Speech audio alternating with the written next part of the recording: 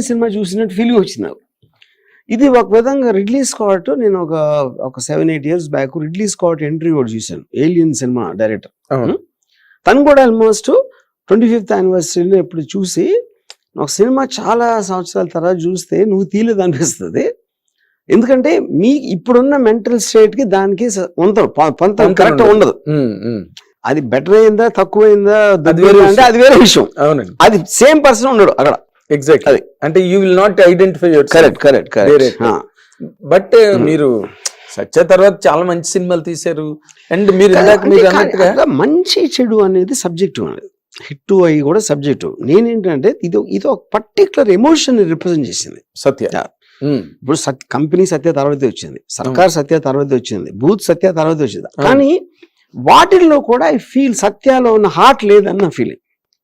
Heart కాదు, sorry to correct you, ఆ intensity ఏదైతే సత్యాలో క్రియేట్ అయిందో, ఆ ఫ్యూజన్ క్యారెక్టర్స్ మధ్య, సీన్ టు సీన్ మధ్య, అది నేను కదా హార్ట్ అంటే నా ఉద్దేశం. ఇప్పుడు కంపెనీ కూడా చాలా మంది ఫ్యాన్స్ ఉంటారు కంపెనీ సినిమా. అదేంటంటే every film will represent a certain genre. మీరు ఇప్పుడు కంపెనీ అనేది ఒక టాప్ యాంగిల్లో అండర్ వరల్డ్ ఎలా ఉంటుంది అనే ఒక కాంటెక్స్ట్ లో తీసినది. Satya is very low angle film or high level film actually, human లెవెల్లో. ఇప్పుడు సత్యాలో మీరు చూస్తే టెక్నిక్ చాలా తక్కువ ఉంటుంది సత్యాలో. అవును, టెక్నిక్ చాలా తక్కువ. కరెక్ట్. ఇప్పుడు ఫోటోగ్రఫిక్ యాంగిల్స్ కానీ కెమెరా మూవ్మెంట్స్ కానీ సత్యాలో చాలా తక్కువ ఉంటాయి. ఎందుకంటే నేను క్యారెక్టర్స్ కి బాధ్యత ఇచ్చాను, క్యారెక్టర్స్ పర్ఫార్మెన్సెస్ మెయిన్ గా తీసుకున్నాను. దాంట్లో కంపెనీలో మీకు చాలా టెక్నిక్ ఉంటుంది, మళ్ళీ సర్కార్లో చాలా ఎక్కువ ఉంటుంది technique. So of course each film ని అప్పుడు దాని ఎలాంటి స్టైల్లో తీయాలని ఒక డెసిషన్ తీసుకుని చేసింది అవన్నీ కూడా. అవునండి. ఇక్కడ ఏంటంటే నాకు సత్యాలు ఏమనిపించిందంటే ఆల్మోస్ట్ అది నేను రాయలేదు తీయలేదు, మనుషులు నిజంగా ఉండేవారు. నేను ఏదో కెమెరా పట్టుకుని వాళ్ళు మాట్లాడుకుంటున్నప్పుడు క్యాప్చర్ చేసేసాను అన్నంత రియలిస్టిక్ గా ఉంది ఫిల్మ్. అది అది క్యారెక్టర్స్ మనలో వచ్చింది. లైవ్ క్యారెక్టర్స్ లాగా ఉంటాయి. కరెక్ట్. ఏ పాత బస్తీల్లోనో కోటిల్లోనో తిరిగే మనుషుల మధ్య మీరు అన్నట్టుగా. కరెక్ట్. అయితే అంటే మీరు నార్మల్ గా మీ ట్వీట్ లో మీరు చెప్పినట్టుగా రంగీలా, సత్య ఇవన్నీ వీటితో completely I'm not drunk on alcohol but drunk on these victories అని అన్నట్టుగా, అంటే అంత మీరు క్రియేట్ చేసిన కంటెంట్ మీదే ఇదేమో మీరు నేనైనా తీసేది అనుకుంటున్నాను, అవేమో నేను అసలు I'm fully drunk on those successes అన్నారు. అసలు ఈ రెండింటి మధ్యలో కాంట్రాస్ట్ నాకు రియల్లీ ఐ కుడ్ నాట్. నేను అదే అంటున్నాను, ఎందుకంటే ఇప్పుడు మీరు ఇది 27 years అయిపోయింది. ఆ టైంలో తీసింది నేనే, అది ఎవ్రీబడి నోస్. కానీ ఈ తర్వాత దానికి వచ్చిన పేరు కానీ మిగతా సినిమాలకు వచ్చిన పేరు దాంతో తెలియకుండా నా మైండ్ ఒక కనెక్షన్ కట్ అయిపోయింది అంట. ఓకే, ఆ ఎమోషన్ అనేది మర్చిపోయినాను, ఎమోషన్ అనేది నా మైండ్ లోంచి వెళ్ళిపోయింది. అప్పుడు నేను కొత్తగా చూసినప్పుడు ఎందుకు వెళ్ళిపోయింది, దీని వల్ల డ్రంక్ ఆన్ సక్సెస్ వలన. అంటే ఇప్పుడు ఒకవేళ సపోజ్ ఒకటి మీరు ముందు చాలా ముందు రోజులు మీ దగ్గర డబ్బులు ఎక్కువ ఉండకపోవచ్చు, మీ దగ్గర ఒక పోవర్టీని కానీ ఒక కష్టాలను కానీ అనుభవిస్తారు. సడన్ గా ఒకరోజు సక్సెస్ వచ్చేసింది అనుకోండి, ఒక పర్టికులర్ టైం తర్వాత ఆ పీరియడ్ మర్చిపోతారు మీరు. అప్పుడేంటి మీకు ఎంపతి పోతుంది, అలాంటి సిచ్యువేషన్ వేరే వాళ్ళ మీద మీకు ఒక ఎంపతి పోతుంది. ఎగ్జాక్ట్, అది జరిగింది. అదే మీకు సినిమా మీద అయితే అంటే వాట్ కుడ్ హ్యావ్ కాంట్రిబ్యూటెడ్ అంటే, ఓకే మీరు డైరెక్ట్ గా ఓపెన్ గా చెప్పారు సక్సెస్ లని, బట్ మీరు మీ ఫీలింగ్ కి మధ్యలో మీ తాలూకా ట్రాన్స్ఫర్మేషన్ కి మధ్యలో అంటే డిడ్ ఎనీబడి ఇంటర్ఫియర్ మిమ్మల్ని? అలా కాదండి, మీరు గ్రేట్ సార్ వరుణ్ గారు, నా ఫాల్ట్స్ అన్నిటికీ నేను ఒక్కనే కారణం, ఇంకెవరు లేదు. ఎందుకంటే I believe I'm a very intelligent man, I believe I'm a very practical guy, I have a lot of and I'm very well read person. So నన్ను ఇన్ఫ్లుయెన్స్ చేయడానికి ఎవరి వల్ల కాదు first of all. So nobody did that. ఇది కేవలం నేను చేసుకున్న స్వయం అపరాధం అని అంతే. ఎందుకంటే నేను నా ఫెయిల్యూర్కి ఎవరికి క్రియేట్ అవ్వను, నా సక్సెస్కి ఇస్తా. దానికి ఎందుకంటే కారణం, ఇప్పుడు ఒక ఫిల్మ్ మేకింగ్ అనేది ఒక టీమ్ ఎఫర్ట్ ఉంటుందండి. Team effort, director is not a primary artist in the sense of the word. Music director music చేస్తున్నాడు, డైలాగ్, కెమెరామెన్ కెమెరా, యాక్టర్ ఇలా రకరకాల వాళ్ళందరినీ నా విజన్ తోటి నేను ఒక ఛానలైజ్ చేస్తాను, ఒక ఎమోషనల్ ఇంపాక్ట్ క్రియేట్ చేయడానికి. అది డైరెక్టర్ పని. సో డైరెక్టర్ ఆర్టిస్ట్ కాదు, అలా చూస్తే ప్రైమరీ ఆర్టిస్ట్ కాదు. Primary artist correct. So not an artist, primary. ఎవరెవరు కాంట్రిబ్యూట్ చేశారు నాకు, ఈ పర్టికులర్ డైలాగ్ ఫలానా కూడా చెప్పాడు, ఈ పర్టికులర్ షార్ట్ ఇలా ఐడియా వచ్చింది, ఈ పర్టికులర్ ఇది, వీళ్ళందరి కాంట్రిబ్యూషన్ నేను తీసుకున్నా. సో వాళ్ళకి నేను సక్సెస్ క్రియేట్ ఇవ్వాలి, వాళ్ళందరూ కలిస్తేనే ఇది వచ్చిందని. ఫెయిల్యూర్లు ఏమవుతుందంటే నా ఒక్కడిదే ఉంటుంది. ఎందుకు ఉంటుందంటే వాళ్ళందరూ నా విజన్ పనిచేశారు, నా విజన్ రాంగ్ అయినప్పుడు వాళ్ళందరూ రాంగ్ వెళ్తారు. అప్పుడు ప్రైమరీ కారణం ఎవరు? నేను అది చెప్పేది. బట్ మీ టీము, మీ క్వార్టరియో ఎవరో ఉన్నారు అనుకోండి, వాళ్ళు వర్మ గారు మనం కరెక్ట్ గా వెళ్ళట్లేదండి, రాంగ్ కనీసి చెప్తారు, చెప్పింది మీరు వినరు కదా. అది కూడా పాయింట్ కాదు. కరెక్ట్ గా వెళ్ళట్లేదు ఎవరికి తెలియదు. ఫస్ట్ ఆఫ్ ఆల్ కరెక్ట్ ఏంటనేది పాయింట్ 1. ఇప్పుడు మీరు చాలా మందిని చెప్పాను వినలేదు అంటారు, చాలా అట్లు అంటారు.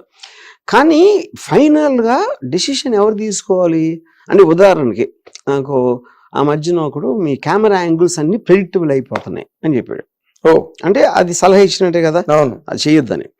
అప్పుడు నేను ప్రాక్టికల్ గా దాన్ని ఆచరించాను అనుకోండి, నేను మళ్ళీ నెక్స్ట్ సినిమా తీసినప్పుడు కెమెరా నా ఇన్స్టింక్ట్ తో యాంగిల్ పెడతాను. అప్పుడు వీడిది గుర్తొచ్చింది అనుకోండి, అప్పుడు వాడిని పిలిచి అడగాలి ఎక్కడ పెట్టాలని, లేకపోతే నాకు నమ్మకం లేని యాంగిల్ పెట్టాలా. అది పాయింట్. నమ్మకం లేని అంటే ఇప్పుడు ఫర్ ఎగ్జాంపుల్ నమ్మకం అంటే నాకు కన్విన్సింగ్ లేదు, కానీ నా యాంగిల్ అది నా యాంగిల్ అనేది ప్రెడిక్టబుల్ అయింది కాబట్టి నాకు నచ్చిన యాంగిల్ పెట్టాలి. అప్పుడేంటి, మీ కన్విక్షన్స్ మీరు వదిలేసి వేరే కోసం చేస్తున్నారు, అది ఇంకా డేంజరస్. అది ఇంకా డేంజరస్ కదా, అది సూపర్ డేంజరస్. ఇప్పుడు సలహాలు ఎలా ఇస్తారు ఎవరైనా, మీరు పాలిటిక్స్ లో తీసుకోండి, ఇది చేస్తే గవర్నమెంట్ అది వస్తుంది, ఇది చేస్తే సినిమా ఆడదు, అది చేస్తే బిజినెస్ నడవదు, ఎన్ని సలహాలు అందరూ ఇస్తూనే ఉంటారు కదా. అవునండి. అప్పుడు ఆ సలహా అది వర్కౌట్ అవ్వలేదు అనుకోండి, ఇలా తీయొద్దు అని చెప్పాడు సపోజ్ ఒకడు, నేను తీస్తే అది ఫ్లాప్ అయింది అనుకోండి, ఆ రోజు చెప్పాను ఏం లేదు అంటాడు. ఒకవేళ హిట్ అయింది అనుకోండి, ఆ సలహా ఇచ్చినట్టు కూడా మర్చిపోతాడు. ఇది basic fact of life, human nature. So మీరు ఒక 10 మందిని అడిగారు అనుకోండి, ఒకటి చెప్పి 10 మంది 10 రకాలు చెప్తారు.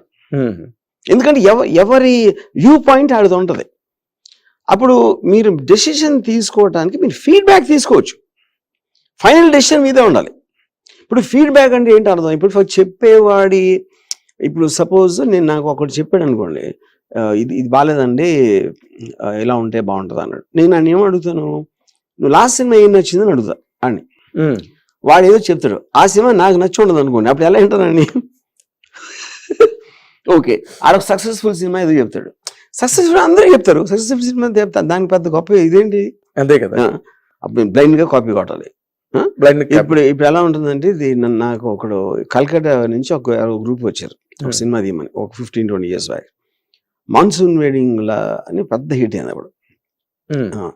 మాన్సూన్ వెడ్డింగ్ లాంటి సినిమా తీద్దాం అన్నాడు.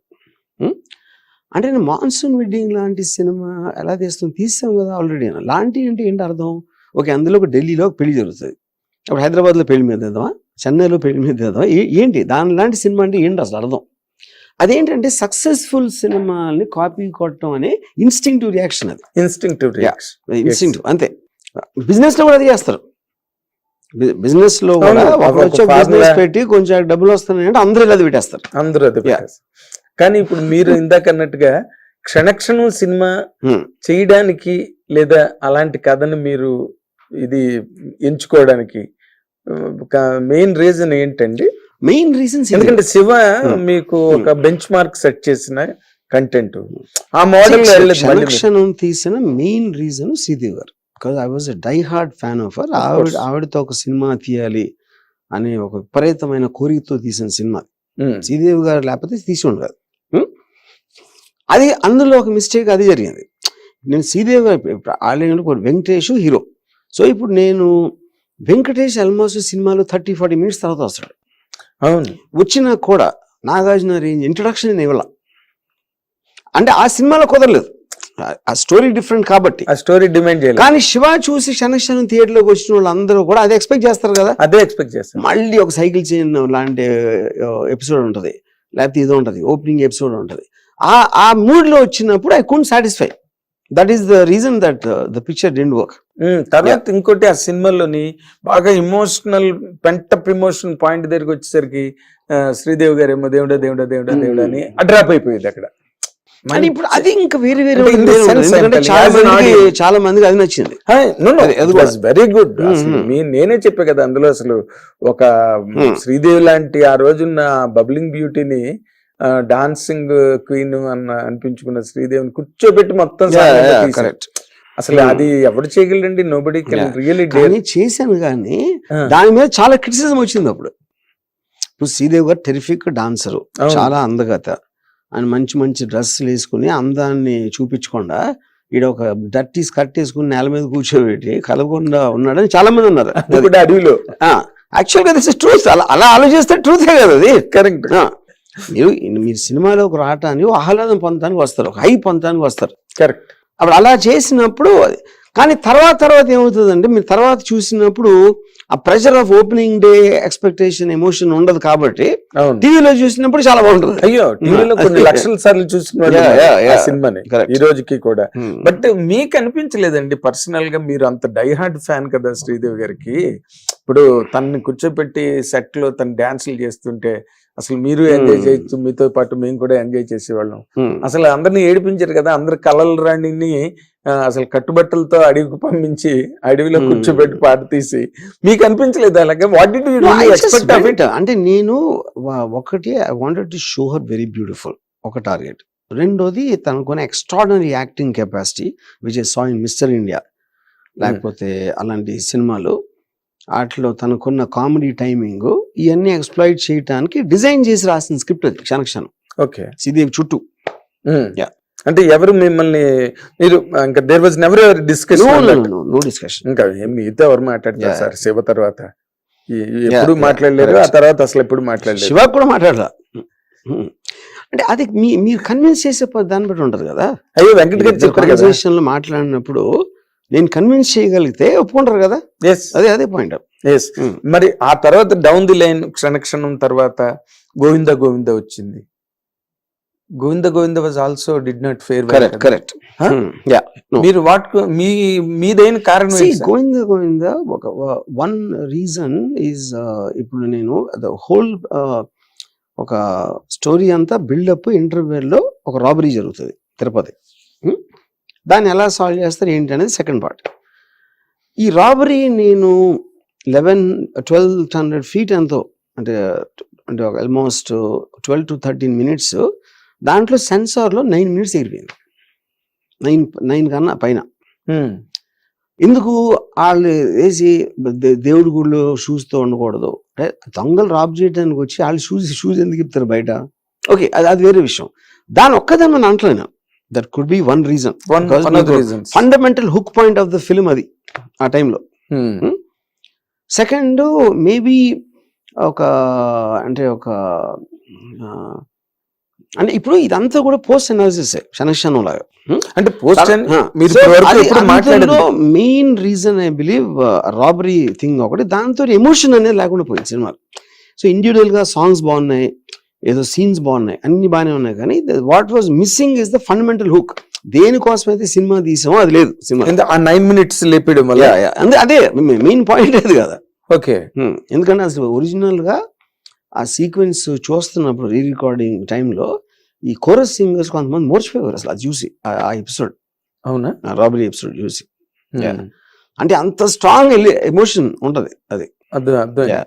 కానీ మీరు టైటిల్ కూడా మంచి టైటిల్ అండి, అంటే పాపులర్ కొలెక్టివల్ టైటిల్ గోవింద గోవింద అని అంటారు. ఆ టైంలో చాలా మందికి రివర్స్ గోవింద గోవింద అంటే they felt it was very negative title. అంటే మనం ఒక గోవింద అంటాం కదా, గోవింద గోవింద అంటే పోయిందని నెగిటివ్ ఆస్పెక్ట్ లో చూసేవారు చాలా మంది. అది మరి దత్ గారు వజ్ర కిరీటం అనేది మీకు సజెస్ట్ కదా. కరెక్ట్. మరి ఎందుకు మీరు ఒప్పుకోలేదు వజ్ర కిరీటం? ఐ థాట్ ఇట్ వన్ మరి ఏ ఫర్ యాపిల్ టైటిల్, అంటే ఐ వాంటెడ్ ఎ స్లైట్ పన్ ఇన్ ఇట్. గోవింద గోవింద అది అప్పుడు బాగా మీరు అన్నట్టుగా మీరు పెట్టింది కొలిక్వల్ టైటిల్. ఎందుకంటే ఎవరు కొండ మీదకి వెళ్తున్నా గోవింద గోవింద అని అరుచుకుంటూ వెళ్తారు, ఇంట్లో పూజలు చేసుకున్నప్పుడు కూడా గోవింద గోవింద అనుకుంటారు.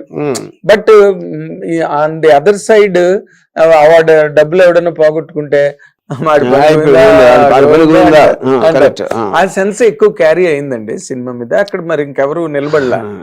నాగార్జున అండ్ శ్రీదేవి, రాజుకోటి మంచి మ్యూజిక్ చేశారు, మంచి పాటలు, ఇందిరా మందిర, సుందర, ఎప్పటికీ మర్చిపోలేని పాటలు అవన్నీ కూడా.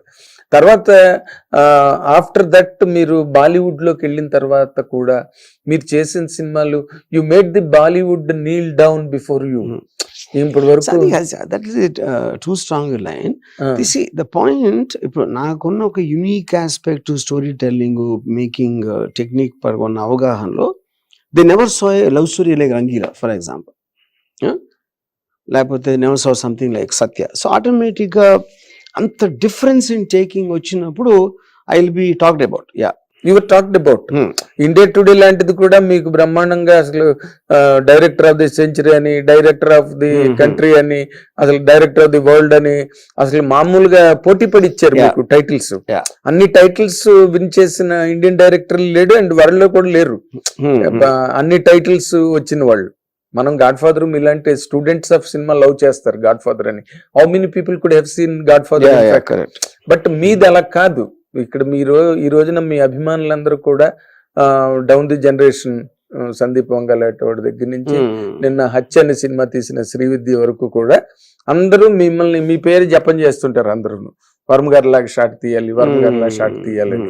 బట్ ఈ దీంట్లో మీరు ముందుకెళ్తూ వెళ్తూ వెళ్తూ సడన్ గా సమ్వేర్ యూ శాంక్ నే బాటమ్లెస్ పిట్ లో పడిపోయినట్టుగా అయింది సార్.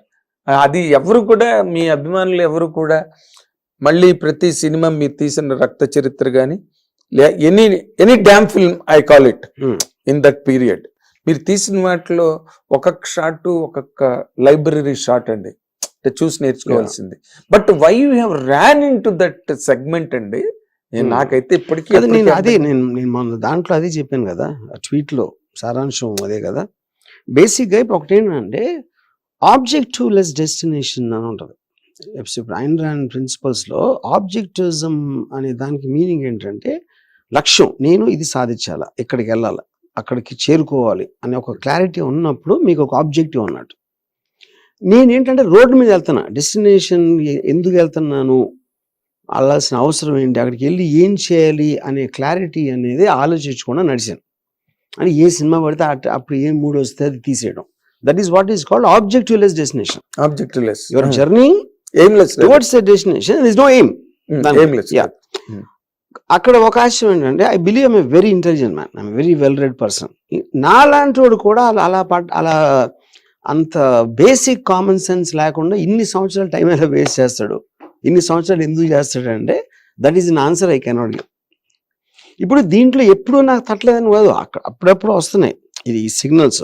ఏంటి, ఫర్ ఎగ్జాంపుల్ ఒక ఫ్రాన్సిస్ కపూలా అది ఒక ఇంటర్వ్యూ చేసాను ఒక 7-8 గాడ్ ఫాదర్ డైరెక్టర్. ఇంటర్వ్యూరు తను ఏదో సినిమా తీసాడు, కాన్వర్జేషన్ అని, గాడ్ ఫాదర్ అంత బాగుంటుందా అని అడిగాడు ఇంటర్వ్యూర్ కపూర్ అని. అంటే లేదు, సినిమాను కంపేర్ చేయట్లేదు నేను, మీరు గాడ్ ఫాదర్ తీశారు, నాకు బ్రహ్మాండంగా ఒక ఎక్స్పీరియన్స్ వచ్చింది చూస్తున్నప్పుడు, ఆ ఎక్స్పీరియన్స్ నేను ఫీల్ అవుతున్నా ఈ సినిమాలో అంటే. కపుల్ ఆన్సర్ చెప్పలేకపోతున్నాడు, ఎందుకంటే తనకు కూడా తట్లా.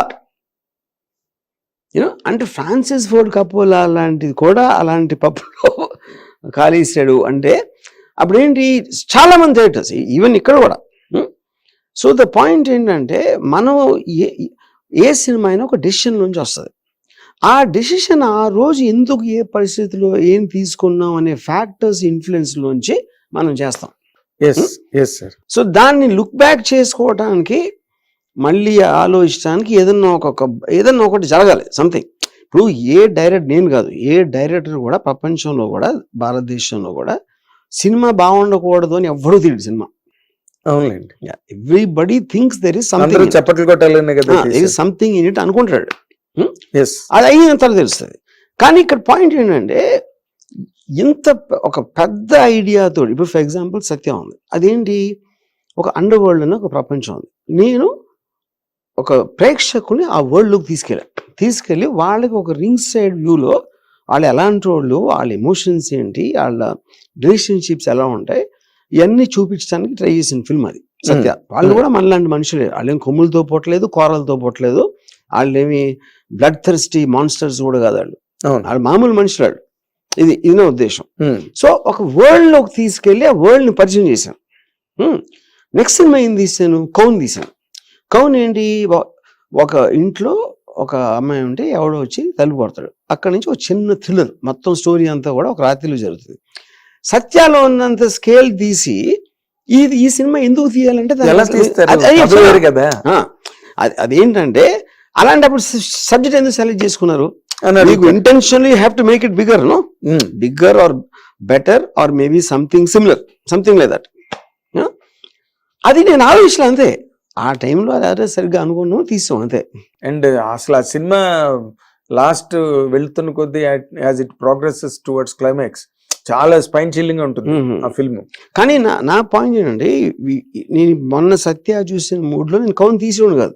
ఆ మూడ్ నాకు అప్పుడు ఉండుంటే, మొన్న వచ్చిన జ్ఞానోదయం, I would have made something bigger and better with actors like Manoj and Urmila.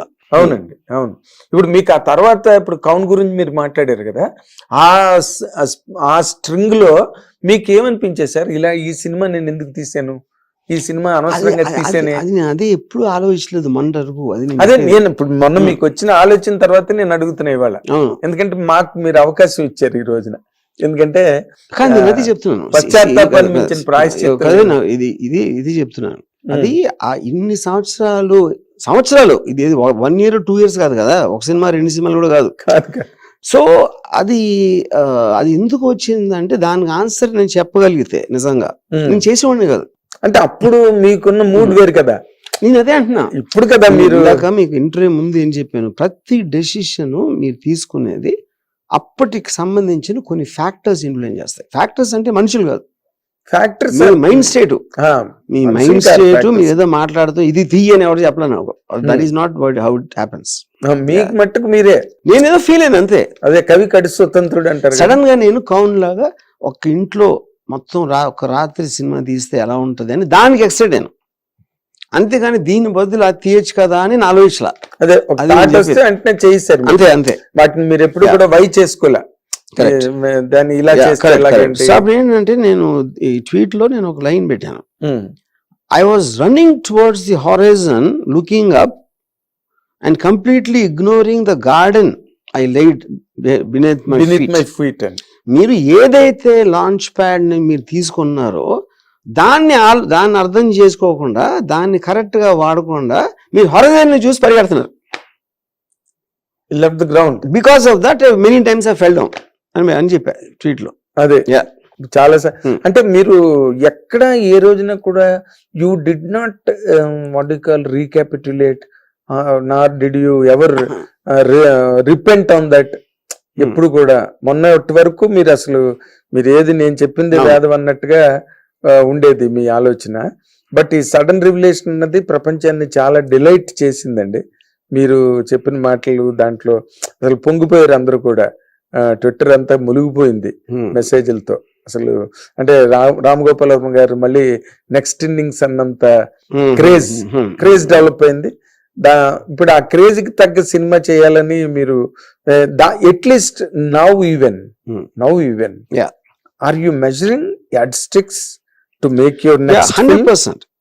ఇప్పుడు నేను I grew up on novels of Frederick Forsyth, లేకపోతే ఫిలాసఫీస్ ఆఫ్ షాపినోర్ నీషే, లేకపోతే ఐన్ రాండ్స్ ఫౌంటైన్ హెడ్, లేకపోతే చేజ్, రాబర్ట్ లుడ్లమ్, ఈ kind of writers అందరూ కూడా I actually read them even before I became a director. Yes. Yeah. ఆ knowledge అంతా అప్పటి నుంచి ఉంది నాకు. ఇది ఇవాళ కొత్తగా వచ్చింది. మన కోవిడ్ లో కూర్చొని చదివి నేర్చుకోవాలి నేను.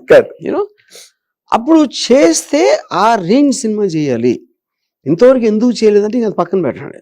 I want to make the biggest film ever అని డిసైడ్ చేసుకోవాలి. నా ఫస్ట్ థాట్ అది. ఓకే, బిగ్గెస్ట్ ఫిల్మ్ అంటే ఏంటి? మీరు 400 కోట్లు ఖర్చు పెట్టారా, ఎంతమంది స్టార్స్ ఉన్నారు, లేకపోతే ఎన్ని సంవత్సరాలు తీసారు కాదు. On idea level I wanted it to be the biggest. అంటే ఎంతకన్నా ఒక సబ్జెక్ట్ మ్యాటర్ బిగ్నెస్ అనేది రావడానికి ఛాన్స్ లేదు అని ఒకటి నాకు అనిపించాలి. అప్పుడు దేంతో మెజర్ చేస్తాను నేను? ఫోర్సిత్ బుక్స్తో మెజర్ చేస్తాను. Some Hollywood films or some thought I read somewhere or whatever. So నేను మొత్తం ఇంతవరకు చదివి అధ్యయనం చేసిన మట్టి అన్నిటికన్నా పెద్ద సబ్జెక్ట్ అని నా ఫీలింగ్, ఇది syndicate. Syndicate. So that is what I'm doing. అంటే ఇప్పుడు మీరు ఇన్ జనరల్ గా మీరు చెప్పింది ఓకే, థాట్ బిగ్ అయినప్పుడు మీరు యు మేక్ ఇట్. ఎందుకంటే ఇప్పుడు గాడ్ ఫాదర్ కూడా ఇప్పుడు మీరు సర్కార్ సినిమాకు ముందు ఒక లైన్ రాసి కింద రామ్ గోపాల్ సంతకం ఉంటుంది. సో ఇప్పుడు మీరు సపోజ్ ఓపెన్ హైమర్ ఉంది అనుకోండి, Oppenheimer the making of the atomic bomb, అదే బిగ్ థాట్. అది అటామిక్ బాంబ్ ఎందుకు తయారు చేశారు, దాని పరిస్థితుల గురించి ఒక సినిమా చెప్తుందంటే that is the biggest film. ఎందుకంటే that is the atom bomb is the point. అవును. బట్ మీరు అంటే మీరు మళ్ళీ మిస్ అవ్వను ట్రాక్ అంటే ఇప్పుడు అదొక్కటి సరిపోదు కదా సార్. ఈ రోజున ఒక సినిమా చేయాలంటే ఒక మంచి మంచి స్ట్రాంగ్ పెద్ద హీరో ఉండాలి, అది పాన్ ఇండియా చేయాలి, లేకపోతే ఈ రోజున పాన్ వరల్డ్ అయిపోయింది. పెద్ద హీరో అన్ని ఫస్ట్ ఆఫ్ ఆల్ అది సందర్భం. ఎందుకంటే సత్యాలు ఎవరు ఉన్నారు, ఎవరు లేరు. సత్య ఆల్సో పెద్ద సినిమా, పెద్ద హిట్. నేను పెద్ద సినిమాలు బిగ్గెస్ట్ ఫ్లాప్స్ తీసా. ఆర్జీవీకి ఆగ్, అమితాబ్ బచ్చన్, అజయ్ దేవ్గన్, మోహన్ లాల్, సుష్మితా సేన్, అంతకన్నా స్టార్ కాస్ట్ ఆ టైంలో తీసినప్పుడు అది బిగ్గెస్ట్ ఫ్లాప్. అది Department, Sanjay Dutt, Rana, Amitabh Bachchan, X, Y, Z వాళ్ళందరూ ఉన్నారు. సో అదేమి కాదు, బిగ్గెస్ట్ ఫిలిం అనేది ఎంతమంది స్టార్స్ ఉన్నారు, ఎంత ఖర్చు పెట్టారని కాదు, ఆ సబ్జెక్ట్ మ్యాటర్లో ఉన్న ఒక అట్రాక్షన్, దాన్ని మీరు ఎంత సిన్సియర్ గా తీసారు అనేది బిగ్గెస్ట్ ఫిలిం, బిగ్గర్ డైమెన్షన్. అదే ఇప్పుడు ఓపెన్ హైమర్ ఉందనుకోండి, అది ఆటమ్ బాంబ్ సబ్జెక్ట్ బిగ్గరు, దాంట్లో ఎవరెవరు ఉన్నారా లేరా అనేది మీనింగ్ లేదు. అది అవునులే, అది నేను చెప్పేది. Yes, I agree sir, I agree. ఎందుకంటే Ram Gopal Varma is enough to make a film. It is not about Ram Gopal Varma. ఈ సబ్జెక్ట్ మ్యాటరు రామ్ గోపాల్ కాదు, ఎవడు తీసినా కూడా అంతే ఇంట్రాక్షన్ ఉంటుంది. ఇప్పుడు టైటానిక్ ఉందనుకోండి, ఎక్స్ట్రాడినరీ ఫిల్మ్. జేమ్స్ కెమెరాన్ తీయకపోయినా కూడా అంతే ఆడుతుంది. కొత్తవాడు తీస్తే వాడు జేమ్స్ కెమెరాన్ అవుతాడు. అది నేను చెప్పేది. ఇప్పుడు శివ ఉంది, రామ్ గోపాల్ తీయలేదు కదా, ఎవడో ఊరు పేరు తెలియని ఒకటి తీసాడు, వాడి పేరు రామ్ గోపాల్ వర్మ. తీసిన విధానం బట్టి రామ్ గోపాల్ అనేడు, రామ్ గోపాల్ మలాన శివ అవల. అది నేను చెప్పేది. Of course. అంటే ఇప్పుడు మీరు చేయబోతున్న ఈ సినిమా సిండికేట్ కంటెంట్ బిగ్గర్ అని మీరు చెప్పారు. ఇది ఎప్పుడులోగా ప్రారంభమవుతుంది? మార్చిలో స్టార్ట్ చేస్తారా? ఓ, మార్చిలో. అంటే మీ సబ్జెక్ట్ అంతా రెడీ అయిపోయింది. మీరు నార్మల్ గా అన్ని సీన్లు ఒకేసారి రాసుకుని పెట్టుకోవడాలు గట్టి ఉండవుగా, మీకు ఉంటాయా? అంటే డిపెండ్స్ ఆన్ ద సబ్జెక్ట్. అంటే సిండికేట్ కొంచెం చాలా, ఎందుకంటే చాలా స్కేల్ చాలా పెద్దది. You have to do a lot of I mean detailing work. అప్పుడు అది మీకు ఫుల్ స్క్రిప్ట్ లేకపోతే, ఇప్పుడు సత్య అంటే అప్పటికప్పుడు ఆలోచించి సీన్లు తీసేయచ్చు, సిండికేట్ తీయలేం అలా. అవునా? సో ఇట్ నీడ్స్ ఆ హోంవర్క్ అంతా అసలు నాకు తెలియని డౌట్ ఏంటంటే, ఇప్పుడు మీరు సత్య చూసిన తర్వాత ఇమ్మీడియట్ గా సిండికేట్ ఐడియా వచ్చిందా? సిండికేట్ ఐడియా వస్తుండగా మధ్యలో మీరు సత్య చూసారా? నేను ఇందాక ఏం చెప్పా అంటే, నా సబ్జెక్ట్ మ్యాటర్స్ అన్ని నా దగ్గర నేను డైరెక్టర్ అవ్వక ముందు నుంచి ఉన్నాయి. ఓ, సిండికేట్ కూడా ఉందండి? సిండికేట్ ఉండదు. అఫ్ కోర్స్ సెక్షన్ చేస్తాను, ఒక ఐడియాలజీ ఏదో ఉంటుంది, దాని ప్రకారం. అది ఇప్పుడు దాన్ని తీసేది. ఇప్పుడు ఫర్ ఎగ్జాంపుల్ ఒక ఇప్పుడు సిండికేట్ ఉందనుకోండి, దాని బేసిక్ కాన్సెప్ట్ ఏంటంటే, ఇప్పుడు మనకి 60s వాటిలో స్ట్రీట్ గ్యాంగ్స్ ఉండే. స్ట్రీట్ గ్యాంగ్స్ అంటే వీధి రౌడీలు అంటారు, చిన్న గ్యాంగ్ ఉంటది. వీళ్ళందరూ కూడా పొలిటికల్ పార్టీస్ లో జాయిన్ అయిపోయారు ఒక పర్టికులర్ టైంలో. శివసేన ఒక ఎగ్జాంపుల్ చెప్తాను, అన్ని చోట్ల. తర్వాత స్మగ్లర్స్ వచ్చారు. ఎలక్ట్రానిక్ గూడ్స్, గోల్డ్ అనేది ప్రయత్నం డిమాండ్ ఉంది కాబట్టి స్మగ్లర్ కి వచ్చింది. మన్మోహన్ సింగ్ ఎకనామిక్ రిఫార్మ్స్ అయ్యాక స్మగ్లర్స్ మాయమైపోయారు. తర్వాత 90s లో కార్పొరేట్ గ్యాంగ్స్ వచ్చినాయి, డి కంపెనీ, చోటా రాజన్, వీళ్ళందరూ వచ్చారు. వాళ్ళు కూడా ఆల్మోస్ట్ 2005-10కి వెళ్ళిపోయారు. సో యాక్చువల్గా ఇంక లాస్ట్ 10-15 yearsలో ఒక ఆర్గనైజ్ క్రైమ్ గ్యాంగ్ అనేది లేదు.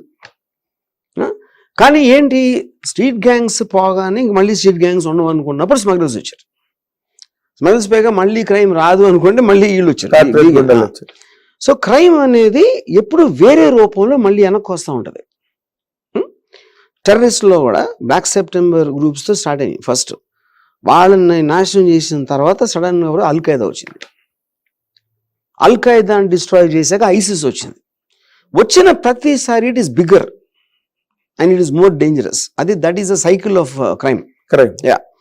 So దాంట్లో నేను I want to make a futuristic crime film.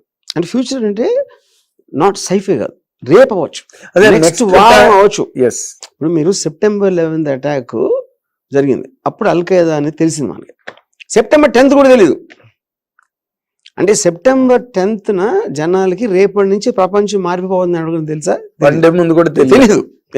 తెలియదు. అప్పుడు నేను అంటున్నాను ఒక ఇన్ ఏ ఫ్యూ వీక్స్ అని వస్తుంది ముందు ఒక సూపర్. అంటే నేను ఫ్యూచర్ అని చెప్తున్నా, కానీ ఫ్యూచర్ అంటే నెక్స్ట్ వారం, రేపే 2050 లేకపోతే 2070 కాదు. అదే, అది ఎప్పుడు వస్తే అదే రోజు, అంతే స్టార్ట్ అయ్యేది. అదే అంటే ఇప్పుడు ఇన్ జనరల్ గా ఇప్పుడున్న సినిమా అంటే I'm talking in a general way sir.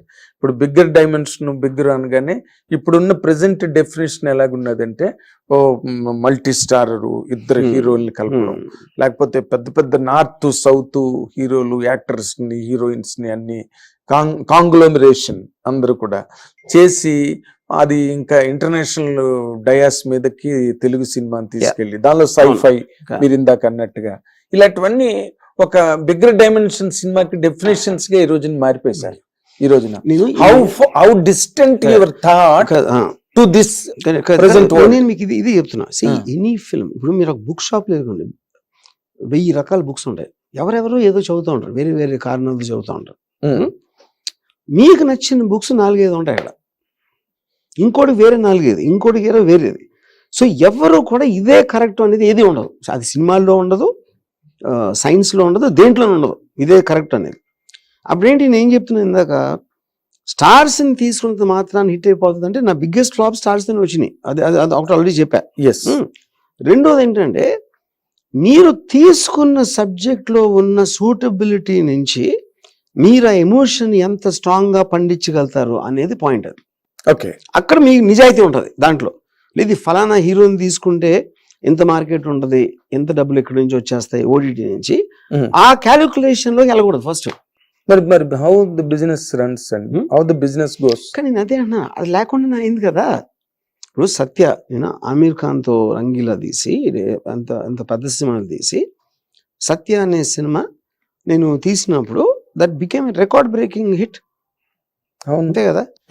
మాట్లాడుకుంటున్నారు దాని గురించి. ఇప్పుడు మొన్న ఇప్పుడు కాంతారా వచ్చింది, లేకపోతే ఇంకోటి ఏదో వచ్చింది, చాలా ఎగ్జాంపుల్స్ ఉంటాయి కదా, ఉంటాయి. అది చెప్తున్నా, అది ఇంకా మీ బట్టి ఉంటుంది whether you want to take that call. ఇప్పుడు even Baahubali also is done with new people. మీకు హిందీలో ప్రభాస్ ఎవరు తెలుసు, రాజమౌళి ఎవరు తెలుసు, ఎవరికి తెలీదు. ఆ ఫిలిం కొన్న గ్రేట్నెస్ తోటి వాళ్ళు సాల్సారు హిందీలో. ఇక్కడ పోయి ఉండొచ్చు, ఇక్కడ కూడా the became 10 times bigger than before. అంటే మీరు ఇంకొక టెక్నికల్ క్వశ్చన్ సార్, ఇంకోటి ఏంటంటే సిండికేట్ లో హీరోయిన్స్ విలన్స్ ఎవరు ఉండరు. It will be the characters ఉంటారు. ఆ క్యారెక్టర్స్ దానికి సంబంధించిన దాంట్లో దిల్ బి మల్టిపుల్ పీపుల్. అంటే మరి వాళ్ళు do good be good hero అవుతాడు కదా, వాడు హీరోగా ఉండదు. అది ఉండదు. ఓకే, సిండికేట్ లో హీరోస్ అంటే పాజిటివ్ నెగిటివ్ అని కూడా ఉండరు అసలు. అసలు ఇదేదో చాలా ఎక్స్పెరిమెంట్ లాగా సార్. ఎందుకంటే నేను అడగబోతున్న దానికి మీరు ముందే చెప్పేశారు. ఇప్పుడు ఈ సినిమా టెక్నిక్ ఆఫ్ మేకింగ్ కానీ లేకపోతే నేచర్ ఆఫ్ సినిమా కానీ ఇవన్నీ కూడా కొంచెం they took A slight shift now, లేదా పారాడైమ్ షిఫ్ట్ అని అనుకోవచ్చు. ఇప్పుడు మీరు చేస్తున్న అప్లికేషన్ కానీ లేకపోతే మీ ఫార్మేట్, ఈ కొత్త format, how closer will it be to the audience అండి? అది హౌ క్లోజర్ అనేది అంటే ఇప్పుడు ఎవరు కూడా, ఇప్పుడు నేను శివ తీసినప్పుడు ఆడియన్స్ క్లోజ్ అవుతుంది అనుకో నాకు తెలిస్తే ఫ్లాప్ ఎందుకు తీస్తాను నేను? డైరెక్టర్ సినిమా తీయగలుగుతాడు, అది హిట్ అవుతుందా అవ్వదా, ఆడియన్స్ నచ్చుతుందా లేదా అని ముందు చెప్పలేం, which is the reason most of the films fail. కానీ ఇంకొక మాట సార్, ఇప్పుడు మీరు సత్య తీశారు, ఓకే, మీరు ఏదో థాట్ అనుకున్నారు తీసి పడేశారు, అది పెద్ద ల్యాండ్ మార్క్ అయిపోయి even today it is being discussed very widely on all social media platforms. ఇప్పుడు ఈ సినిమాని మీరు టేకప్ చేస్తున్న ఈ syndicated, let it be any kind of a content, let it be any kind of a treatment that you tomorrow apply to that. But ఈ రోజున ఉన్న audience ని how will it capture or captivate అనే దాని మీద మీరు, because you're such an academic person, well read, how will you comment on that అండి? ఇప్పుడు ఏ సినిమా అన్నా ఎవరు తీసినా కూడా వాడికి ఇంట్రెస్ట్ ఉన్నప్పుడు ఆడియన్స్ కూడా ఇంట్రెస్ట్ ఉంది అనుకుంటాడు, అయితే ఎందుకు తీస్తాడు సినిమా? తీయరు. తీయరు. మీరు సంవత్సరానికి తీసే 200 సినిమాలు అనుకుంటారు అది. ఎగ్జాక్ట్లీ. అదే అలాగే నేను అనుకుంటా. అంటే ఇప్పుడు నా వర్మ గారే ప్లస్, వర్మ గారే మైనస్. ఎలా అంటే మీరు ఎలా అని అడిగితే ఏంటంటే, ఇప్పుడు మీరు శివ సినిమా తీసే ముందు ఒక ఫ్లాట్ సినిమా అనేది తెలుగు ఇండస్ట్రీలో బాగా నాటుకుపోయి పాతుకుపోయి ఆడియన్స్ కూడా దానికే అలవాటు పడిపోయి దాంట్లో కొంచెం మోస్తరుగా ఉన్న సినిమాలు కూడా పెద్ద హిట్లు అయిపోతూ వచ్చి అందులో మంచి సినిమాలు కూడా ఉన్నాయి అఫ్ కోర్స్. కానీ మీ సినిమా ఒక కుదుపు అన్నమాట తెలుగు ఆడియన్స్ కి, తెలుగు థియేటర్స్ కి, ఆడిటోరియంస్ కి. That is where Ram Gopal Varma as just you told came out, emerged. Ram Gopal Varma అనే ఒక బిగ్ డైమెన్షన్. ఇప్పుడు మీరు చేసే సినిమా మీతో మీరే పోటీ పడాలి. అప్పుడు మీరే you cannot question any film. ఇప్పుడు నేను I'm not putting a benchmark, ఒక ఫిల్మ్, ఒక లేకపోతే ఒక ఫలానా డైరెక్టర్ ఫిల్ము, ఫలానా యాక్టర్ ఫిల్ము, ఫలానా సూపర్ హిట్ అయిన ఫిల్ము అది నేను మైండ్లోకి తీసుకోవట్లేదు సిండికేట్లో. I know for a fact my film deals with this subject matter because దాని మీద ఉన్న అవగాహన నాకున్నంత ఎవరికీ లేదు, అది నాకు తెలుసు. దాన్ని నేను నా క్రాఫ్టింగ్ ద్వారా ఒక హైలీ ఇంటెన్స్ ఫిల్మ్లా ఎలా మలచచ్చు అనే థాట్ క్లబ్ నా దగ్గర క్లియర్గా ఉంది. And this is not fighting అనే బెంచ్ మార్క్ విత్ సంథింగ్. సత్యాతో ఎక్కడ ఉందంటే, సత్యాలో ఉన్న సిన్సియారిటీని I want to put here. అదొకటి నేను చెప్పేది. అదే మీరు సార్లు వాడారు సిన్సియారిటీ అన్నమాట మీ ట్వీట్ లో కూడా ఉన్నది సార్. అంటే ఇప్పుడు నేను ఊరికే మీరు you talk on many films, సినిమాల మీద మాట్లాడి సినిమాల మీద ట్వీట్లు చేసి you always get engaged with cinema. మీదే కావచ్చు, అవతల వాళ్ళది కావచ్చు, ఎవరిదైనా కావచ్చు. ఇప్పుడు మీకు ఉదాహరణగా ఒక చిన్న ఇది చెప్తాను.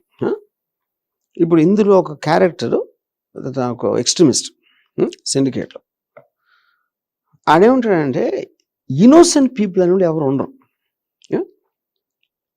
వాళ్ళే ఓట్లేస్తారు, ఓట్లేసి గవర్నమెంట్ని పెడతారు, వాళ్ళే ట్యాక్స్లు కట్టి డబ్బులు ఇస్తారు, వాళ్ళే అథారిటీ ఇస్తారు.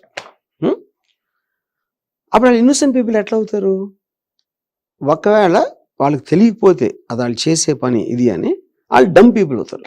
డమ్ పీపుల్ బతికేం చేస్తారు? వాళ్ళకి బతకడానికి హక్కు ఏంటి అంటాడు.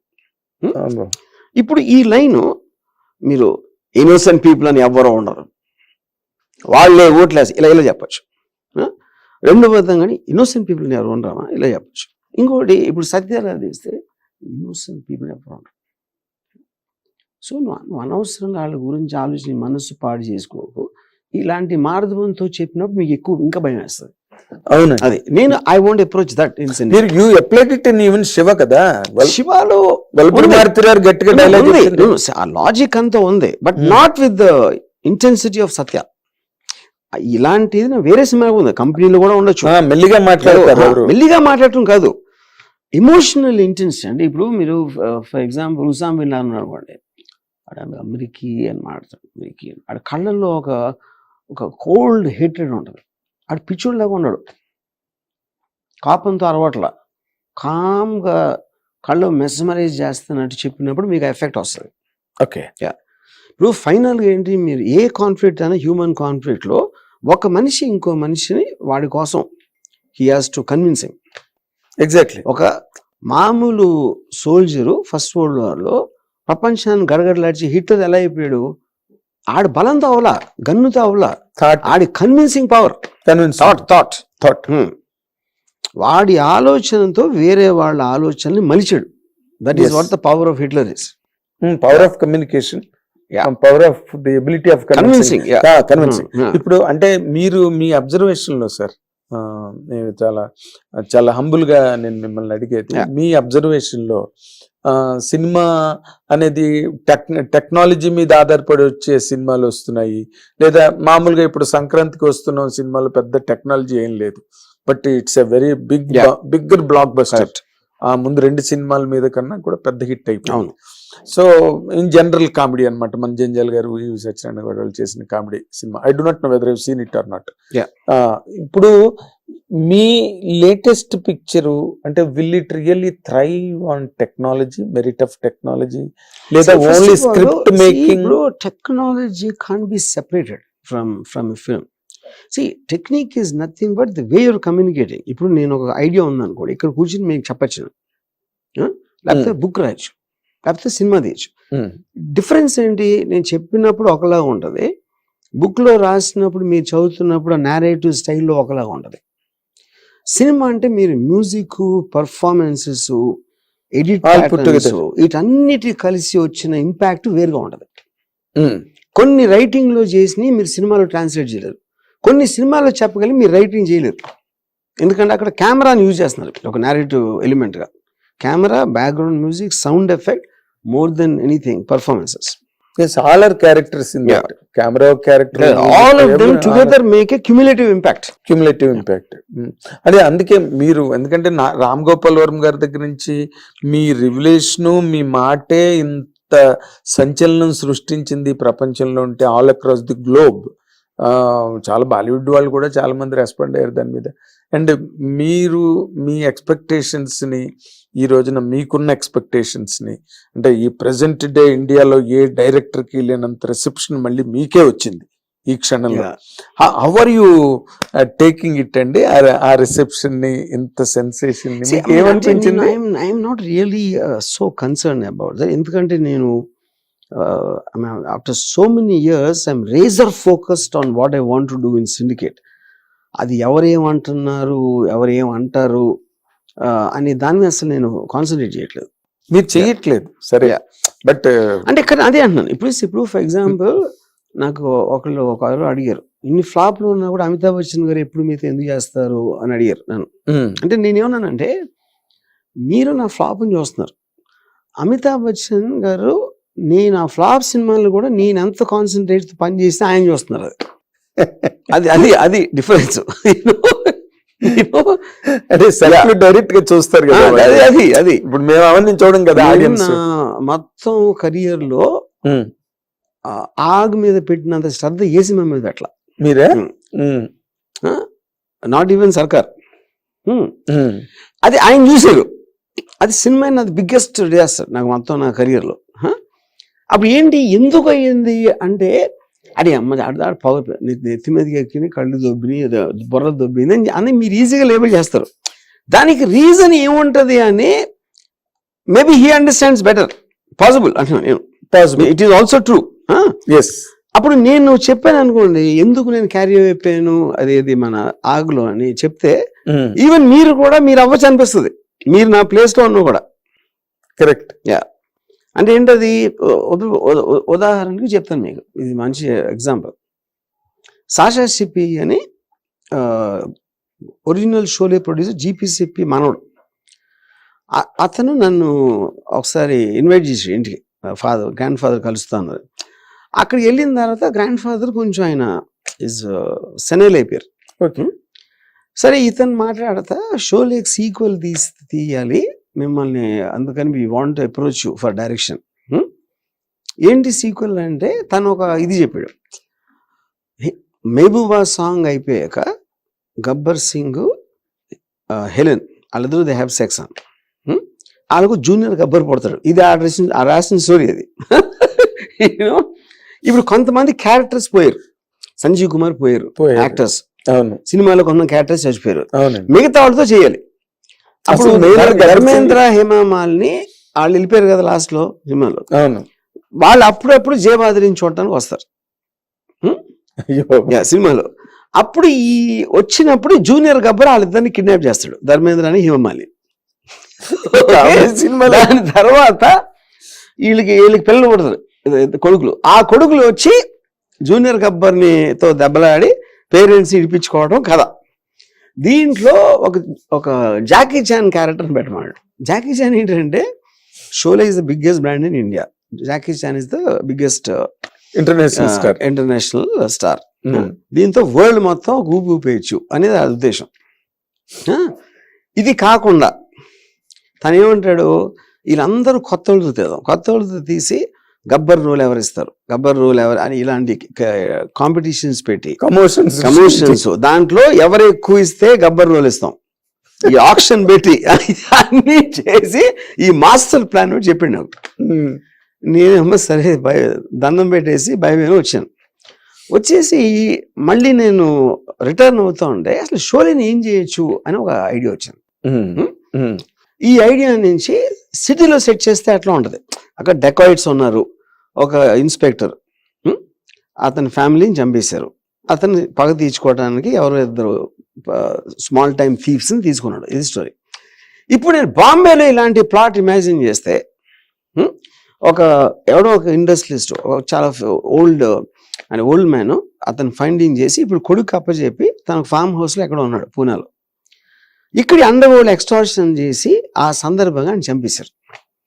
ఇప్పుడు ఈ పెద్ద ఆయనకి అంత ఖర్చు, అంత సంపాదించి అంత చేసి ఎవడో ఒక 20,000 తీసుకుని నా కొడుకుని చంపేసి బాస్లేమో అబ్రాడ్లో ఉన్నారు, దుబాయ్లోనే ఎక్కడో ఉన్నారు. కంట్రీ బయట ఉన్నారు కాబట్టి కంట్రీ ఏం చేయలేదు. వాళ్ళ మీద పగ తీర్చుకోవడానికి ఈ ముసలాయన ఒక షూటర్స్ని తీసుకుంటాడు. వాళ్ళేమి మీకు ఫాదరు కాదు, వాళ్ళేమి నీ బ్రదరు కాదు, ఏమీ కాదు, నువ్వు డబ్బుల కోసం చేస్తున్నావు, వాళ్ళు ఇచ్చిన దానికన్నా 100 రెట్లు ఎక్కువ ఇస్తాను ఆయన చంపమని సుపారీ ఇస్తాను మేడం. ఓకే, ఇది నా ఒరిజినల్ స్టోరీ. ఆకి ఇది ఎందుకు తెలియదంటే మళ్ళీ ఇదే అయిందా. నెక్స్ట్ నేను ఆఫీస్లో కూర్చుని ఉంటే ఎవడో నాకు తెలిసిన డిజైనర్ ఆడిన్నాడు షోలే దిగిపోతున్నారు. ఆడు గబ్బర్ సింగ్ దానికి బబ్బన్ అని అమితాబ్ బచ్చన్కి ఏదో వేసి తీసుకొచ్చాడు. వాడు తీసుకొస్తే నాకు చూడగానే అన్రియలిస్టిక్గా ఉంది అనుకున్నా. నా దగ్గర 5-6 ఉన్నారు, అది ఫ్యాంటాస్టిక్ అన్నారు వాళ్ళందరూ. అరే ఫ్యాంటాస్టిక్ ఏంటి, అన్రియలిస్టిక్ ఉంది అంటే వాడు ఏమన్నాడంటే, సరే అది ఆ టైంలో గబ్బర్ సింగ్ నోబడి, ఇప్పుడు ఐకాన్, 40 సంవత్సరాల నుంచి ఒక ఐకాన్, ఒక ఎక్స్ట్రాడినరీ ఫిగర్ అయ్యాడు, ఆడు మామూలు మనిషిలాగా ఉండకూడదు అన్నాడు. నేను తీసుకెళ్ళి అమితాబ్ బచ్చన్ చూపించా, ఆయన కూడా ఫ్యాంటాస్టిక్ అన్నారు. అంటే ఇప్పుడు అమితాబ్ బచ్చన్ అన్నది ఏంటంటే ఆయనకి నా మీద నమ్మకం ఉంది, నేను ఏదో ఆలోచించాను. యాక్టర్ ఎప్పుడు సీరియస్గా తీసుకోడు సినిమా, డైరెక్టర్ని నమ్మితే వదిలేస్తారు డైరెక్టర్ మీద. అవును, ఈయన అంటున్నాడు, వాళ్ళు అంటున్నాడు, నాకేమన్నా మెంటల్ బ్లాక్ వచ్చిందా అని అనుకుని అక్కడ ఫస్ట్ డెసిషన్ తీసుకున్నా. ఆ తీసుకోగానే మీరు ఎప్పుడైతే ప్రైమరీ డెసిషన్ తీసుకున్నారో మిగతా అన్ని దానికి మెజర్ చేస్తారు. కరెక్ట్, ప్రైమరీ డెసిషన్ లో ఫాల్ట్ ఉంటే మీకు తెలియదు కూడా తెలియదు, మిగతా ఎక్కడికి వెళ్తారు, మెజర్మెంట్స్ తెలియదు, టోటల్ ఎవ్రీథింగ్ స్టార్టెడ్ చేంజింగ్. ఇప్పుడు నేను బాగా బ్లేమ్ చేస్తాను చేయట్లా, ఒప్పుకుంది నేను, ఆడు సజెస్ట్ చేశాడు, నా దగ్గర కన్విక్షన్ స్టోరీ నాకు తెలుసు. అమితాబ్ బచ్చన్ బాగుందన్నారని, ఈడన్నాడని, ఆడన్నాడని చేస్తే అది ఎవడే కదా. So the point is, but you can get carried away like that. అవును, అప్పుడేంటి అందులో కితనే ఆద్మీ థే అంటాడు, నేను అనుకోనా కితనే అంటే సిటీలో అంటే అంత పెద్ద లైన్ వాడడం, అలాగా short to short, dialogue to dialogue interpret చేయడం మొదలెట్ట. ఓకే, సోల్ మర్చిపోయాను. ఒరిజినల్ స్టోరీలో ఉన్న ఇంటెన్సిటీ ఆఫ్ ద ఎమోషన్ ఏదైతే ఉందో దాన్ని పక్కన పెట్టాను. అది మీరు చేసింది. ఇప్పుడు ఇందాక చెప్పింది చూడండి కదా, ఇప్పుడే షోలే అని, అది యాసిడ్ గా తీస్తే డెఫినెట్ గా ఆడేది, కొత్త వాళ్ళతో తీసినా కూడా ఆడేది. అవును, ఇప్పుడైనా చేయాలని లేదా మీకు? చేయొచ్చు మరి, ఎందుకంటే నేను ఎందుకంటే ఇప్పుడు ఆ కథకి జనరల్ కమర్షియల్ మైలేజ్ ఉన్నది, ఆ కంటెంట్ కి, ఆ ఫ్రేమ్. కరెక్ట్. ఇప్పుడు మీరు చేసేవన్నీ కూడా correct. Varma has to rediscover himself and reunveil himself in Syndicate అనేది ప్రపంచం అంతా ఎదురు చూసేది. సో ఇప్పుడు మీరు ఇన్ని అనుభవాల తర్వాత ఇంత రివిలేషను, ఇంత మార్పు, ఇంత పరివర్తన మీలో వచ్చి చేస్తున్న సినిమా అనేది బ్లాక్ బస్టర్ అవ్వాలన్నదే అందరి తాలూకా ఊహ అవుతుందండి. అది మీకు ఛాలెంజ్ అనిపించట్లేదు సార్? నాకు ఫస్ట్ నేను అలాగా ఏ సినిమా గురించి ఇప్పుడు ఆలోచించలేదు, ఇది బ్లాక్ బస్టర్ అవుతుంది. శివ గురించి కూడా ఎప్పుడు ఆలోచించలేదు. శివ వేరండి, ఫస్ట్ కాదు. కానీ ఇది ఇప్పుడు block buster, I think it happens on too many counts. ఏదో రిపీట్ వాల్యూ, లేకపోతే పిల్లలకి నచ్చటం, ఫ్యామిలీ ఆడియన్స్కి నచ్చటం, ఇలాంటి రకరకాల కేటగిరీస్ ఆఫ్ ఆడియన్స్ నచ్చినప్పుడే ఏదైనా సినిమా చాలా పెద్ద బ్లాక్ బస్టర్ అవుతుంది జనరల్ గా. రూల్ అని చెప్పట్లేదు, జనరాలిటీ అది. ఇప్పుడు ఇది సిండికేట్ అనేది it is going to hit the people, shock అయిపోతారు, అది మాత్రం నేను గ్యారంటీ ఇస్తాను. Film will shock them. ఇప్పుడు దీనికి ఉన్న జనరిక్ ఆడియన్స్ ఎలాంటి వాళ్ళు, ఇప్పుడు చిన్నపిల్లలకు అర్థం కూడా అవ్వదు. I'm very sure about that. They won't understand అనుకుంటున్నాను నేను. నాట్ దట్ ఇది ఇంటలెక్చువల్ స్పీచ్లు ఉంటాయి దాని గురించి అంటలేదు నేను. Basic is a very high intensity film. High intensity ఫిల్మ్కి యూనివర్సల్ ఆడియన్స్ ఉంటారా లేదా తెలీదు. They might be. For example యానిమల్కి వచ్చారు. Animal also you will never think family audience వాళ్ళు చూస్తారని అనుకోరు కదా. అది that is an X factor. ఇప్పుడు మీరు శివ తీసినాడు, మీరు గడిగడికి మీరు శివ అంటారు కాబట్టి అంటున్నా, మీరు శివ తీసినప్పుడు కూడా చాలా ఇంటెన్స్ ఫిల్మ్, అది చాలా ఇంటెన్స్. ఆ రోజు స్టాండర్డ్స్ ఏమండి, అది చాలా ఇంటెన్స్ మూడ్ లో వచ్చింది. అండ్ మొట్టమొదట యూత్ ఎక్కారు, మాస్ ఎక్కారు, తర్వాత ఫ్యామిలీస్ కూడా వచ్చేసారు. ఫ్యామిలీస్ రాంది ఏది ల్యాండ్ మార్క్ హిట్ అవ్వదు కదండి. ఇంకోటి, ఇప్పుడు ఇందులో హీరోయిన్స్ ఉండరు, పాటలు ఉండవు సిండికేట్ లో, you know, because I want to make it like ఒక ఏమంటారు దానికి కొన్న సీరియస్నెస్ ఇంటెన్సిటీలో ఇట్ హ్యాస్ టు, అంటే అసలు వెనక్కి వాలకూడదు సీట్లో కూర్చున్నాక. మరి ఇంకా బ్లాక్ బస్టర్ మరి ఏమవుతుందండి? కాదు మీరు అనేది ఆ రోజు శివలాగా. ఇప్పుడు మీరు ఇంకొక ముఖ్యమైన పాయింట్ సార్, ఇప్పుడు మీరు ఇన్నాళ్ళ మీ జర్నీలో ఎవర్ సిన్స్ శివ, లేదా మీరు అనుకున్నట్టుగా ever since Satya, Satya brought a very shocking change in you, wherein మీరు బయటకు వచ్చి అనే పబ్లిక్ ప్లాట్ఫామ్ లైక్ ఎక్స్ ఇంత మెసేజ్ పెట్టారంటే ఎంత మార్పు తీసుకొచ్చి ఉంటుంది, ఎంత ఇంపాక్ట్ మీ మీద క్రియేట్ చేసి ఉంటుంది. ఈ నేపథ్యంలో గనక మాట్లాడుకుంటే ఇప్పుడు వరకు ఏ అయితే పొరపాట్లు మీ దానిలో జరిగినాయో వాటన్నిటికీ దూరంగానే ఉంటుందా ఈ సినిమా, లేకపోతే ఎక్కడైనా మళ్ళీ మీ ఇంపల్సివ్ నేచర్ దానిలోకి వస్తుందా? సత్యలాగా ఉంటే బాగుంటుంది, లేకపోతే శివలాగా ఉంటుంది? అంటే ఇప్పుడు ఫస్ట్ ఆఫ్ ఆల్ అది వస్తుందా రాదా అనేది అది వచ్చే వరకు తెలియదు కదా, పాయింట్ 1. కానీ ఇక్కడ the very subject matter itself will not allow that to happen. Largeness of the subject matter అలాంటిది అవ్వటానికి అవకాశం లేదు. లేదు అంటే మీకైనా you need a new approach. New approach అని కూడా అన్ను, అంటే మీకు సబ్జెక్ట్ తెలియదు కాబట్టి you're right in asking those questions. Yes sir. But in the context of what it deals with, అంటే నేను మీకు ఇంకో స్టోరీ చెప్తాను. అంటే ఈ story obviously I can't tell Syndicate. Frederick Forsyth ఒక బుక్ రాశాడు, ద డెవిల్స్ ఆల్టర్నేటివ్ అని.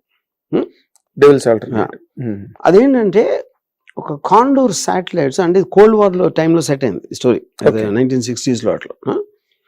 ఒక ఏముంటుందని ఒక కాండోర్ శాటిలైట్ కంటిన్యూస్ గా ఫొటోస్ చేస్తూ ఉంటాయి. అదొక వీట్ క్రాప్ ఫొటోస్ చేస్తాం. ఆ వీట్ క్రాప్ వీళ్ళు ఈ బయాలజీ ల్యాబ్స్కి వెళ్ళినప్పుడు American scientist realize something is wrong with that. అది రాంగ్ అయిందని ఒక సిఐ వాళ్ళని పంపించి కొన్ని కంకులు తెప్పిస్తారు. అది ల్యాబ్ లో టెస్ట్ చేస్తే ఆ సంవత్సరం వీట్ క్రాప్ అంతా రష్యాలో డిస్ట్రాయ్ అయిపోయింది అని అమెరికాకి ఒక ఇన్ఫర్మేషన్ వచ్చేస్తున్నాడు. అమెరికా తర్వాత maximum wheat growing countries, Canada, ఇటన్నీ అమెరికన్ కంట్రోల్, వాళ్ళు వీట్ ఎక్స్పోర్ట్స్ ఆపేస్తారు.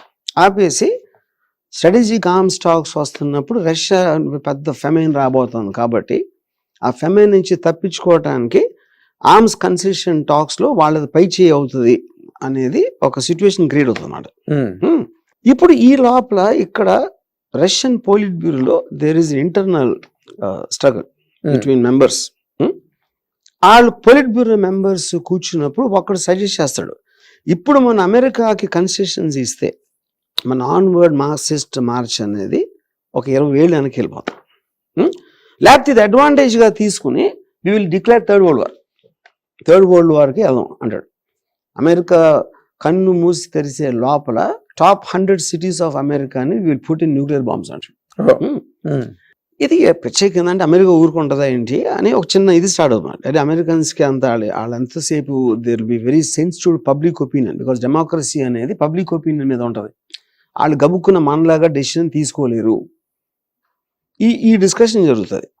ఈ లోపల ఇది ఎంతో కొంత లీక్ అయ్యి ఇప్పుడు ఫైనల్ డెసిషన్ తీసుకున్నాడు రష్యన్ ప్రెసిడెంట్ తీసుకుంటాడా లేదా అని తెలీదు. అప్పుడు అమెరికాలో ఉన్న ప్రాబ్లం ఏంటంటే ఎలా తెలుసుకోవచ్చు ప్రెసిడెంట్ ఎటువైపు మొగ్గు చూపెడుతున్నాడు అని. ఒక particular agent, M16 British agent, ఆడికి క్రెమ్లిన్లో పనిచేసే ఒక క్లర్క్, ఒక అమ్మాయి, వాళ్ళిద్దరికి ఒక relationship Berlin wall, east Berlin west Berlin విడిపోక ముందు ఉండేది. వాడు యాక్టివేట్ చేసి వాడికున్న లవ్ ఇంట్రెస్ట్ లో ఈ అమ్మాయికి సేఫ్ ప్యాసేజ్ ఇవ్వటానికి ఆ రిలేషన్ రీకిండిల్ చేసి ఆ అమ్మాయి రికార్డ్ చేసిన మినిట్స్ ని దొంగిలించడానికి ట్రై చేస్తాడు. ఇది ఫ్రెడరిక్ ఫాస్టర్ స్టోరీ. అసలు మీకు ఈ స్కేల్ అసలు మనకు అర్థమవుతుంది మనకు అదే ప్లేన్.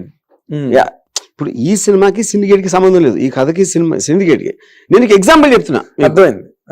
రాజ్నెస్ ఆఫ్ ఏ స్టోరీ అంటే అది. ఇప్పుడు దీంట్లో మీరు కాస్టింగ్ పెట్టి వీళ్ళిద్దరికి 2 డ్యూయెట్లు పెట్టి ఏజెంట్ కి నీ క్లర్క్ కి అన్ని చేస్తే ఆ సినిమా అవుతుంది కదా.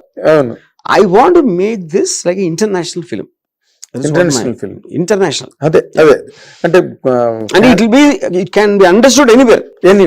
జియో పొలిటికల్ ఆస్పెక్ట్ లో ఇవాళ ఉన్న ఆస్పెక్ట్స్ లో ఇప్పుడు ఏంటి ఫైనల్ పాయింట్, మీకు ఎప్పుడైనా సరే క్రిమినల్ ఆర్గనైజేషన్, టెర్రర్ ఆర్గనైజేషన్ దేశ పరిస్థితితో. హిట్ టీవీ యాప్, ఇందులో short news, live news, entertainment shows, movies, digital magazines తో పాటు మీ జిల్లా వార్తలను కూడా ఫ్రీగా చూడొచ్చు.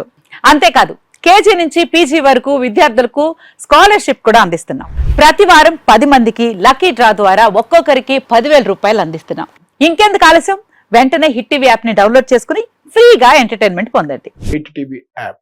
Hit TV app. Please download hit TV app. Hit TV యాప్ని ఫ్రీగా డౌన్లోడ్ చేసుకొని ఎంజాయ్ చేయండి. మీకు నచ్చిన ఎంటర్టైన్మెంట్ కోసం హిట్ టీవీ యాప్ ని ఫ్రీగా డౌన్లోడ్ చేసుకొని ఎంజాయ్ చేయండి. హిట్ టీవీ యాప్ని డౌన్లోడ్ చేసుకుని ఆస్వాదించండి, ఆశీర్వదించండి. ఇంతమంది సెలబ్రిటీలు హిట్ టీవీ యాప్ ని డౌన్లోడ్ చేసుకోండి అని చెప్తున్నారంటే ఎంత మంచి యాప్ ఆలోచించండి. అమెరికా అమెరికా అమెరికా అమెరికాలో చదవాలనుకునే వాళ్ళకి విశ్వసనీయమైన పేరు మన శౌర్య కన్సల్టెన్సీ. UK లో 1 year masters, UK లో 1 year masters, 2 years work permit up to 5 years visa. Contact Saurya Consultancy.